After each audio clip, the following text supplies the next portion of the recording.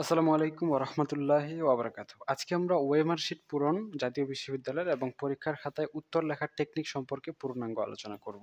চলুন তাহলে শুরু করা যাক আমাদের আজকের ভিডিও। তো আপনাদের যখন পরীক্ষার খাতা দিবে তখন আপনাদের একটা ওএমআর দিবে। তো ওএমআর কিভাবে পূরণ করবেন, কি, কি ভুল গেলে খাতা রেজাল্ট বাতিল হয়ে যায়, খাতা বাতিল হয়ে যায়, কি, কি ভুল করা যাবে না এবং কি, কি ভুল হলেও কোনো সমস্যা নেই এবং পরীক্ষার খাতার ভেতরে কিভাবে উপস্থাপন করবেন, উত্তরগুলো কিভাবে লিখবেন, এই পূর্ণাঙ্গ বিষয়ে আমরা আলোচনা করব। সো মনে করেন আপনাকে একটা পরীক্ষার খাতা দেওয়া হয়েছে। সো যে খাতাটা দেওয়া হবে সেটার ওএমআরটা হচ্ছে এরকম সেম টু সেম জাতীয় বিশ্ববিদ্যালয়, এটা ঠিক আছে? সো ওএমআরটাতে এই যে একটা বক্স দেখছেন, এই বক্সে আপনার নাম লিখতে হবে।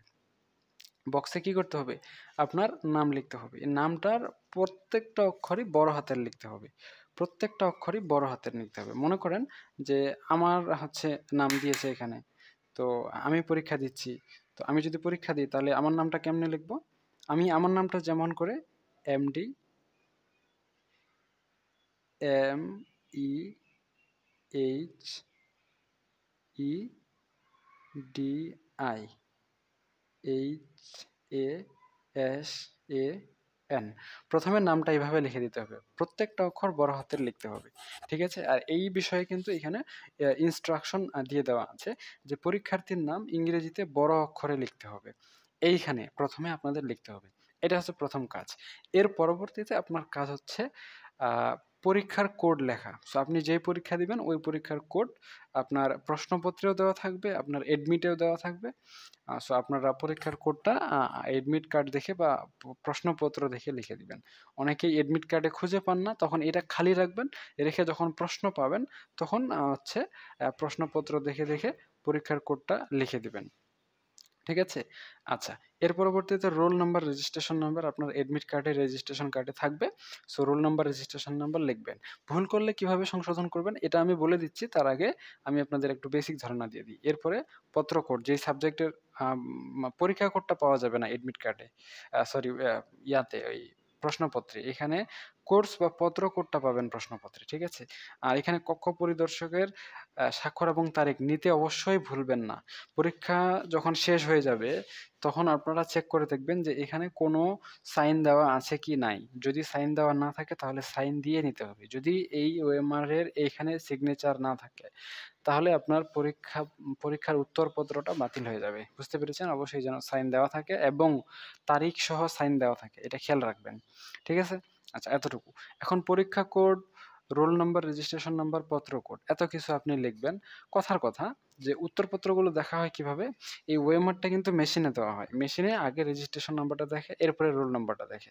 এই ২ টাই দেখে। যদি এই ২ টাতে কোনো প্রবলেম হয় সেক্ষেত্রে পরীক্ষা কোড, পত্র কোড, নাম, তারিখ ইত্যাদি এই বিষয়গুলো দেখে। আর এই ২ টাতে যদি কোনো প্রবলেম না হয় বা এই ২ টার মধ্যে যেকোনো একটাতেও যদি কোনো প্রবলেম না হয়, মনে করেন রোল রেজিস্ট্রেশনের নাম্বারের মধ্যে রোল নাম্বার ভুল গেছে কিন্তু রেজিস্ট্রেশন ঠিক আছে। অথবা রেজিস্ট্রেশন ভুল গেছে কিন্তু রোল নাম্বার ঠিক আছে। তাও কোনো সমস্যা নাই। আপনার পরীক্ষার রেজাল্ট আসবে। এরকম অনেকেরই হয়েছে। সো রেজাল্ট আসছিল। বুঝতে পেরেছেন? এখন মনে করেন এইখানে লেখা হয়েছে ১, ৩, ২, ৪। তাহলে এখানে ১ এর বেলায় ১ এর ঘর পূরণ করা হয়েছে, ৩ এর বেলায় ৩ এর ঘর পূরণ করা হয়েছে, ২ এর বেলায় ২ এর ঘর, ৪ এর বেলায় ৪ এর ঘর পূরণ করা হয়েছে। কিন্তু মনে করেন যে এখানে ১ এর জায়গায় আপনি ভুলক্রমে ৩ এর ঘর পূরণ করে দিয়েছেন। তখন কি করবেন? এটা কেটে দিয়ে আবার উপরে ঘর পূরণ করবেন? না, এমনটা করা যাবে না। তাহলে কি করবেন? ৩ এর ঘরটা পূরণ করছেন থাক, ওটা পূরণ করাই থাকবে। আপনি পুনরায় আবার হচ্ছে ১ এর ঘরটা পূরণ করে দিবেন এবং এটা কাটাকাটি করার কোনো দরকার নাই। অথবা মনে করেন যে আপনি ঘর ১ ঠিকই পূরণ করেছেন কিন্তু এখানে লিখেছেন ৩, ৩, ২, ৪ কিন্তু এখানে ১ হবে। সেক্ষেত্রে আপনি কি করবেন? তো এখানে আপনি সুন্দর করে শুধু একটা টান দিয়ে কেটে দিয়ে উপরে সুন্দর করে ১ লিখে দিবেন। শেষ। এখন বলতে পারেন, "স্যার এইখানে তো উপরে জায়গা আছে তাই লিখে দিব।" তো এইখানে যদি আমার ৮ টা লেখার জায়গায় যদি ৭ লিখে দেই, পরে এখানে ৮ কেমনে লিখবো বলেন? তো এগুলো তো অনেক কমপ্লিকেটেড জিনিস। তাহলে আপনি কি করবেন? তাহলে আপনি যে কাজটা করতে পারেন সেটা হচ্ছে যে আপনার এই সাইটে অথবা এই সাইটে, ঠিক আছে? রেজিস্ট্রেশন নাম্বারটা আবার সুন্দর করে ছোট, ছোট করে লিখতে হবে। বক্সের বাইরে দেওয়া যাবে না।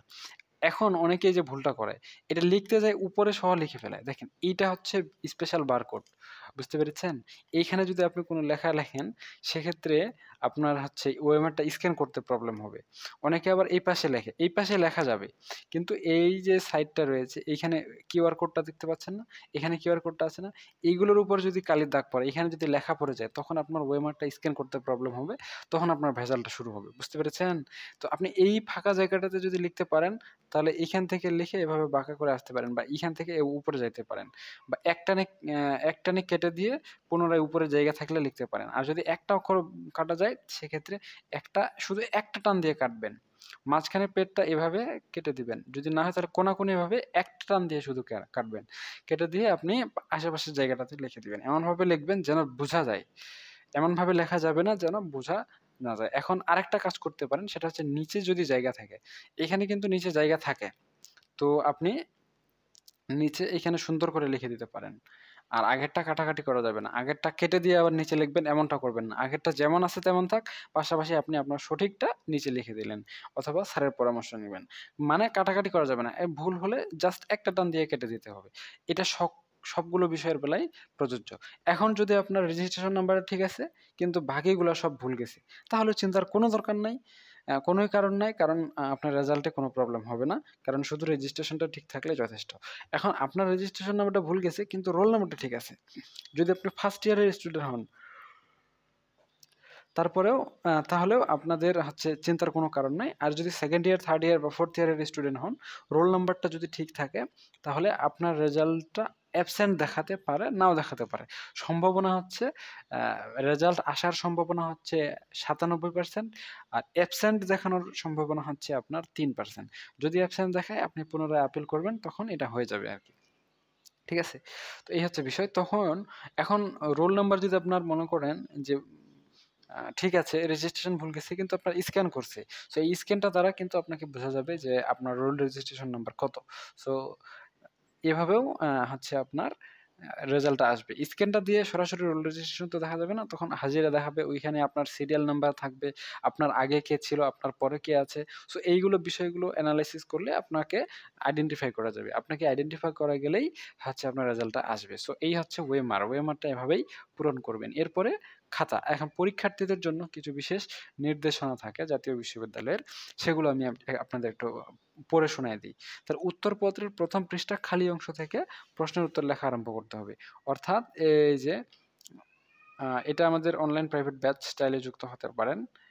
আ এই যে উত্তরপত্র রয়েছে, এই যে খালি অংশ, এই স্থান থেকে লেখা শুরু করতে হবে। এই যে এখানে মার্জিন দিয়ে সুন্দর করে মার্জিনটা এভাবে দিতে হবে। এখানে লেখা শুরু করতে হবে। ঠিক আছে? ওই অংশটাতে এইটাই বলছে। আচ্ছা।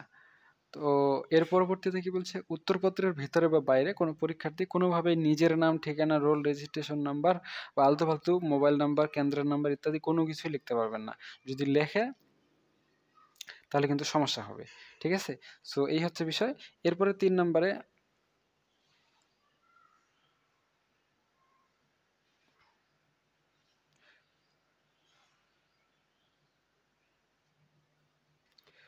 খসড়ার জন্য কোনো পৃথক কাগজ দেওয়া হবে না। এর জন্য বাইর থেকে আপনি কোনো কাগজ নিতে পারবেন না। উত্তরপত্র লেখার জন্য প্রদত্ত উত্তরপত্রেই আপনাকে খসড়ার কাজ সমাধান করতে হবে, এবং উত্তরপত্রের কোনো পাতা কেউ ছিঁড়ে ফেলতে পারবে না। হ্যাঁ? শিক্ষার্থীকে যে উত্তরপত্র দেওয়া হবে তাতেই উত্তর লিখতে হবে, এবং সরবরাহকৃত উত্তরপত্রের অবশ্যই কর্তব্যরত ইনভিজিলেটরের নিকট পরীক্ষা শেষে জমা দিতে হবে। বুঝতে পেরেছেন? ৪ নম্বর হচ্ছে উত্তরপত্রের প্রত্যেক পৃষ্ঠার উপরে এবং বাম পাশে প্রয়োজনীয় মার্জিন এবং প্রত্যেক লাইনের যথোপযুক্ত ফাঁকা রেখে উত্তরপত্রের কাগজের উভয় পৃষ্ঠায় উত্তর লিখতে হবে। অর্থাৎ এই যে মনে করেন এটা একটা একটা পাতার ২ পৃষ্ঠায়, মানে উভয় পৃষ্ঠায় লিখতে হবে। মনে করেন এই পাশেও লিখতে হবে, এই পাশেও লিখতে হবে। ২ পাশে। শুধু এক পাশে লিখে আরেক পাশে ফাঁকা রাখা যাবে না। এখন কোন ক্ষেত্রে আপনি ১ টা ২ টা ক্ষেত্রে ফাঁকা রাখতে পারেন। মনে করেন লিখতে ফাঁকা রেখে দিয়েছেন, পরে লিখবেন মনে করছেন, কিন্তু আপনি ভুলে গেছেন। ওই টাইপের ফাঁকা রাখা যাবে। কিন্তু আপনি প্রত্যেকটা সম্পূর্ণ খাতাটাতেই শুধু একটা সাইড লিখছেন, আরেকটা সাইড লেখেননি, এরকম করা যাবে না। এর পরবর্তীতে কি আছে? আচ্ছা, এরপরের নিয়ম হচ্ছে খসড়া বা আপনি যে রাফ করেছিলেন বা অপ্রয়োজনীয় কোনো লেখা লিখেছিলেন, সেটা আপনাকে কেটে দিতে হবে। এত নিয়ম কিছু না ধরলেও চলবে। এবং হচ্ছে পরীক্ষা কক্ষে কোনো কিছুর যদি প্রয়োজন হয়, তাহলে দাঁড়িয়ে আ ইনভিজিলেট অ্যা ইনভিজিলেটরের দৃষ্টি আকর্ষণ করবে এবং তার কাছে অ্যা আসলে তার নিকট পরীক্ষার্থীর বক্তব্য পেশ করবেন। এখন এটা কেন দরকার? কখনো, কখনো আপনাদের গ্রাফ দরকার হয়। সো ডাকবেন, আপনার লুজ শিটও দরকার হলে ডাকবেন।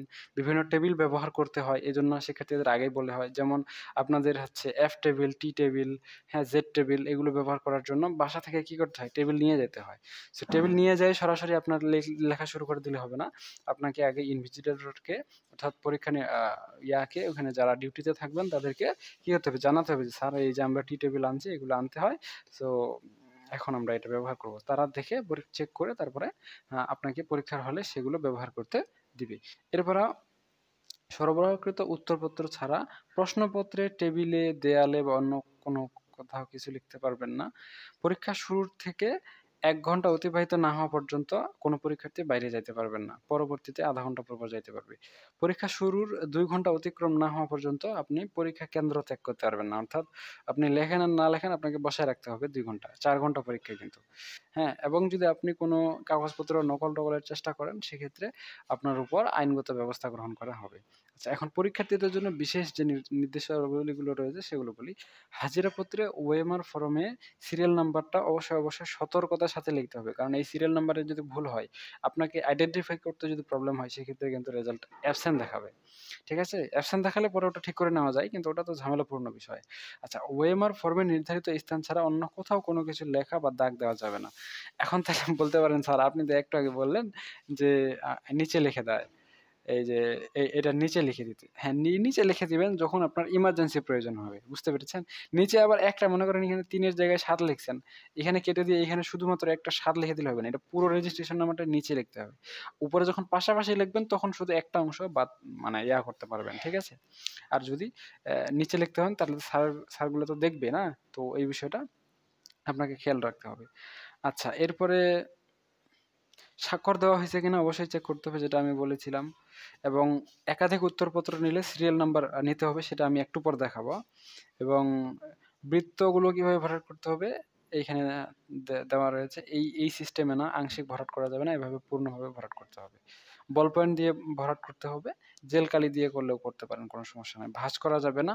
মার্জিনের জন্য পেন্সিল বা স্কেল কলম ব্যবহার করতে হবে এবং পরীক্ষা হলে কোনো ইলেকট্রনিক ডিভাইস ব্যবহার করতে পারবেন না। ইলেকট্রনিক কলমও ব্যবহার করতে পারবেন না। কলম কিন্তু ইলেকট্রনিক আছে, হ্যাঁ? তো আগেরকার যেই শিক্ষামন্ত্রী ছিল সম্ভবত ডক্টর দীপু মনি। তো উনি আরকি বলেছিলেন যে পরীক্ষার হলে অনেক কিছু বলছে যে কি যেন বলছে মোবাইল আরো কিছু লাস্টে বলছে কি যে কলম ব্যবহার করা যাবে না। সো উনার বক্তব্য ছিল যে ইলেকট্রনিক মোবাইল ডিভাইস কলম ব্যবহার করা যাবে না। তো তখন আরকি ওইটা অনেকে শর্ট ভিডিও বানাইছে। ইলেকট্রনিক কথাটা কেটে দিয়ে পরের কথাটা বলছি যে পরীক্ষার হলে রাবার, পেন্সিল, স্কেল, কলম ব্যবহার করা যাবে না। আর এগুলো যাবে, এগুলো ইলেকট্রনিক গুলো যাবে না। নরমাল এই যে আমি পেনটা ব্যবহার করতেছি, কলমটা এটা যাবে। এখন যদি আমি ইলেকট্রনিক কলম নিয়ে আসি তাহলে সেটা ব্যবহার করা যাবে না। উনি ওটাই বলছিলেন। কিন্তু হচ্ছে ওইটা নিয়ে অনেক হাসাহাসি মজা করা হয়েছিল। যাই হোক, আমারটা নিয়ে আবার হাসাহাসি করেন না। আমি বলছি আপনাকে ইলেকট্রনিক ডিভাইস ব্যবহার করা যাবে না। হ্যাঁ? এই বাকি আপনি নরমাল গুলা ব্যবহার করতে পারবেন। আচ্ছা, উত্তরপত্রের ক্রমিক নম্বর এই যে এখানে লিখতে হবে সুন্দর করে, হ্যাঁ? এইভাবে সুন্দর করে লিখে দিতে হবে। এটা অবশ্যই লিখবেন। আর তবে অনেকে এটা লেখে না বা লিখতে ভুল করে বা এখানে সিরিয়াল নাম্বারটা ভুল করে। সেক্ষেত্রে কোনো সমস্যা নাই। এগুলো কেউ দেখে না। আপনার খাতাটা সুন্দর করে বান দেওয়া থাকলেই হয়ে গেল। এত কিছু কে দেখে? বুঝতে পেরেছেন? এত কিছু দেখবে কখন? যখন আপনি আ মনে করেন বোর্ড চ্যালেঞ্জ করবেন তখন। এমনিতে দেখবে না। অথবা যখন আপনার খাতায় কোনো সমস্যা ধরা পড়বে, রোল রেজিস্ট্রেশন ভুল করবেন, তখন এগুলো দেখবে। এমনিতে সাধারণত দেখে না। এরপরে আপনি কি করবেন? উত্তর শুরু করবেন। তো উত্তর শুরু করতে হবে যে পৃষ্ঠায়, সেই পৃষ্ঠায় আপনাকে আবার কিছু জিনিস পূরণ করতে হবে। যেমন এই পরীক্ষাটা। আপনি যদি অনার্স ১ম বর্ষের পরীক্ষা দেন, তাহলে অনার্স ১ম বর্ষ পরীক্ষা, যেই সালের পরীক্ষা, ওই সালটা দিবেন। এখন ২০২৫ সালে পরীক্ষা দিলেও কিন্তু কখনো, কখনো ২০২৩ লিখতে হয়। কেন? কারণ আপনাদের পরীক্ষা ২০২৩, অনুষ্ঠিত ২০২৫ এরকম হয়ে যায়। বা এখানে যেমন পরীক্ষা হচ্ছে ২০২৪ কিন্তু অনুষ্ঠিত ২০২৫ হইতে পারে বা ২৬ হইতে পারে। সেক্ষেত্রে এটা আপনি ভালো করে দেখে যাবেন। এরপরে বিষয়। বিষয় বলতে সাবজেক্ট না। হ্যাঁ? বিষয় বলতে আপনি কোন ডিপার্টমেন্টে পড়েন। সো এখানে রাষ্ট্রবিজ্ঞান লেখা যাবে না। এখানে লিখতে হবে রাষ্ট্রবিজ্ঞান বিভাগ। সো এখানে হচ্ছে এটা মিস্টেক হয়েছে। রাষ্ট্রবিজ্ঞান বিভাগ, ব্যবস্থাপনা বিভাগের শিক্ষার্থী হলে ব্যবস্থাপনা বিভাগ, হিসাব বিজ্ঞান বিভাগ এভাবে লিখতে হবে। বুঝতে পেরেছেন? আচ্ছা, এগুলো বাংলাতে লিখলে বাংলাতেই লিখতে হবে, ইংরেজিতে লিখলে ইংরেজিতেই লিখতে হবে। যেকোনো একটা ভার্সন ব্যবহার করতে হবে। এরপর হচ্ছে বিষয়ের শিরোনাম। এখানে হচ্ছে সাবজেক্টের নাম লিখবেন। যেমন স্বাধীন বাংলাদেশের অভ্যুদয়ের ইতিহাস, বাজারজাতকরণ নীতিমালা, ব্যষ্টিক অর্থনীতি ইত্যাদি বিষয় কোডটা সেখানে লিখে দিবেন এবং পরীক্ষা যেই তারিখে অনুষ্ঠিত হবে এখানে তারিখটা লিখে দিবেন। ঠিক আছে? তারিখটা এই ফরম্যাটে লিখতে পারেন অথবা ২৪ আগস্ট ২০২৫ এভাবেও লিখতে পারেন। ঠিক আছে? তো এত কিছু লেখার পর আপনি সুন্দর করে কি করবেন? মার্জিন দিয়ে দিবেন। মার্জিন ১ স্কেল পরিমাণ দিতে পারেন, কমও দিতে পারেন। তবে ১ স্কেলের বেশি দেওয়া যাবে না। এরপরে যদি চান ক বিভাগ দিয়ে শুরু করতে পারেন। আপনার উত্তর খ বিভাগ দিয়ে বা গ বিভাগ দিয়ে শুরু করতে পারেন। কোনো সমস্যা নেই। সো উত্তরগুলো এইখানে যেমন করে দিয়েছি এমন করে দেওয়া যাবে না। যেমন ঢাকার টিকাটুলিকে এম.এস. দাস লেনে। এইটা কোনো উত্তর হয়নি। এভাবে উত্তর দেওয়া যাবে না। আমি এভাবেই ভুল করে লিখছি বা এটা যে লিখেছে আরকি সেই ভুল করে লিখেছে। আমি এটা আপনাকে দেখানোর জন্য এটা বলছি। যেমন ১৯০৬ সালের ৩০ ডিসেম্বর এভাবে উত্তর লেখা যাবে না। নিখিল ভারত মুসলিম লীগ উত্তর এভাবে লেখা যাবে না। এখন বলতে পারেন স্যার তাহলে কিভাবে লেখা যাবে? এইটার মতো যে ইবিডিও এর পূর্ণরূপ হলো ইলেকটিভ বডিজ ডিসকোয়ালিফিকেশন অর্ডার। এখানে প্রশ্ন এবং উত্তর দুইটাই বোঝা যাচ্ছে যে ইবিডিও এর পূর্ণরূপ চাওয়া হয়েছে। আচ্ছা, এরপরের উত্তরটা দেখেন। স্বায়ত্তশাসন বলতে প্রদেশের আইন শাসন এবং অর্থ সংক্রান্ত বিষয়ে কেন্দ্রের নিয়ন্ত্রণ মুক্ত থেকে প্রাদেশিক সরকারের দায়িত্ব পালনের স্বাধীনতাকে বোঝায়। এইভাবে উত্তর লিখতে হবে। বুঝতে পেরেছেন? যেন এখানে প্রশ্নটা বোঝা যায় যে প্রাদেশিক সরকারের দায়িত্ব কাকে বলে। এখানে প্রশ্ন এটা করা হয়েছিল, তাই প্রাদেশিক সরকারের দায়িত্ব বোঝায়। ঠিক আছে? এখানে যেমন নুরুল আমিন লিখে দিছে। এমন করে উত্তর দিলে নাম্বার পাবেন না। ৬ দফা দাবি এটাও হবে না। এটাও এইভাবে হবে না। ঠিক আছে? আপনাকে পূর্ণাঙ্গ উত্তরটা লিখতে হবে। এরপরে খ বিভাগ। খ বিভাগের জন্য আপনি ২ পেজ লিখতে পারেন। ২ পেজ। বুঝতে পেরেছেন? শুরুটা ভূমিকা দিয়ে করতে পারেন। ভূমিকা দিয়ে শুরু করলে ভালো হয়। কিন্তু এখানে যেমন করে ভূমিকার পাশেই লিখে দিয়েছে, এভাবে না। আপনারা নিচে লিখবেন। যেমন আমি এখানে দিচ্ছি ভূমিকা। ভূমিকা দিয়ে টান দিয়ে এখান থেকে শুরু করতে পারেন। ঠিক আছে? নিচে থেকে। তাহলে কি হবে? এই একটা লাইন আপনাকে আর লিখতে হবে না, আপনার পৃষ্ঠা ভাঁজাই হবে এবং এটাতে দেখতেও সুন্দর দেখা যাবে। এখানে যেমন বোল্ড করে লেখছে, আপনি তো বোল্ড করে লিখতে পারেন না। সো এখানে আপনাকে এই টেকনিকটা খাটাতে হবে। এরপরে পরবর্তী ৬ দফা কর্মসূচির ১ম দফা। এরপরে নিচের অংশে লিখতে হবে এইখানে, তাহলে সুন্দর দেখা যাবে। এভাবে ২ পেজ লিখতে পারেন। শেষটা উপসংহার দিয়ে করতে পারেন। এভাবে নাম্বার বেশি পাবেন। সো আশা করা যায় এভাবে আপনারা বুঝতে পেরেছেন। এরপরে আমাদের রয়েছে গ বিভাগ ১১ নং প্রশ্নের উত্তর কথার কথা। এখানে ভূমিকা দিলেন, হ্যাঁ, মাঝখানে পয়েন্ট দিলেন কয়েকটা, সুন্দর করে পয়েন্টগুলো দিলেন। পয়েন্টগুলো দেওয়ার পর সবশেষে উপসংহার দিলেন। আর আপনারা যদি চান আমাদের অনলাইন প্রাইভেট ব্যাচে যুক্ত হবেন, সেক্ষেত্রে আমাদের অনলাইন ব্যাচ যুক্ত রয়েছে। আমরা ফার্স্ট ইয়ার থেকে লাস্ট ইয়ার পর্যন্ত সবগুলো সাবজেক্টের, ম্যাথ সাবজেক্টের অনলাইন ক্লাস করাচ্ছি। আমাদের কোন ডিপার্টমেন্টে কি ক্লাস করানো হয় এখানে ডিটেইলসে বলে দেওয়া আছে। আপনারা আমাদের অনলাইন ব্যাচ যুক্ত হতে পারেন। যেমন ১ম এ ম্যানেজমেন্ট ডিপার্টমেন্ট, হ্যাঁ? তো ম্যানেজমেন্ট ডিপার্টমেন্টের হচ্ছে first year, second year, third year, fourth year, তারপরে মাস্টার্স, প্রিলিমিনারি মাস্টার্স, এরপরে accounting department first year, second year, third year, fourth year, masters, preliminary masters. এরপরে finance department first, second, third year, fourth year, finance department masters, এরপর preliminary masters. এরপর marketing department first, second, third, fourth এবং masters, preliminary মাস্টার্সে যে সাবজেক্টগুলো আমরা অনলাইনে private ব্যাচের মাধ্যমে প্রাইভেট পড়াচ্ছি, এখানে সুন্দর করে বিস্তারিত তথ্য দেওয়া রয়েছে। আপনারা এই তথ্য ফলো করে আমাদের অনলাইন ব্যাচ যুক্ত হতে পারেন। তো ঠিক আছে, আশা করা যায় আপনাদের বুঝাতে পেরেছি। আপনাদের তারপরেও যদি কোনো প্রশ্ন থাকে অবশ্যই কমেন্ট সেকশনে জানাতে পারেন। আমরা আপনাদের কমেন্টে রিপ্লাই দিয়ে দিব। তো ঠিক আছে, আজকে পর্যন্তই। ধন্যবাদ।